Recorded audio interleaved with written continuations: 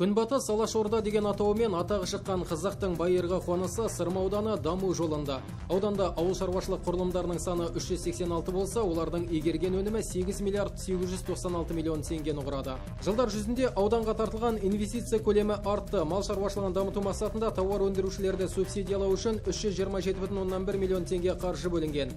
2018 жылдың басында аудан жұртшылығының таза ауыз сумен қамтылуы 74,5% болса, Бұлдырта ауылына су құбыры құрылысының аяқталуымен бұл көрсеткіш 86%-ға жетті. Аудан тұрғындарының 99%-ы көгілдір отынның игілігін көріп отыр. Ауданда 2018 жылы 24 жеке тұрғын үй салынды. Қосып ауылында 200 орындық мәдениет үйі пайдалануға берілді.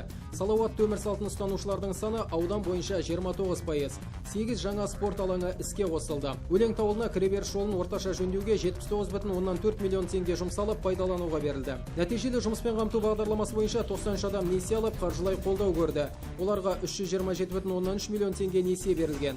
Ауданда 308 адам тұрақты жұмысқа алынса, маусымдық жұмыстарға 242 адам тартылған. Елге 225 жас маман жұмысқа келді. Рухани жаңғыру бағдарламасы ауданда меценаттардың күшімен атқарылып келеді. Соның арқасында 2018 жылы 20 миллион теңгенің 28 жобасы жүзеге асырылды. Аудандық туған жерге тағзым атты жерлестер форумында 12 жобаны жүзеге асыруға жалпы құны 36 миллион теңгеге меморандум жасалды. Қоғамдық саяси шаралар тізбегі бірінен соң бірі жалғасуда. Достығымыз жарасқан жастар форумы, ұлы дала өнегесі, әйел ана ұлттық құндылық жиыны, бірінші республикалық қадыр оқулары, әр ауылдық округте жерлестер форумы, Батыс Алашорда үкіметіне 100 жыл толуына орай Күнбатыс Алашорданың маңыздылығы халықаралық конференциясы болып өтті. Мәдениет, спорт саласы бойынша да бағындырған белес көп. Бірлігі мен тірлігі жарасқан Сырма ауданының болашағы баянды.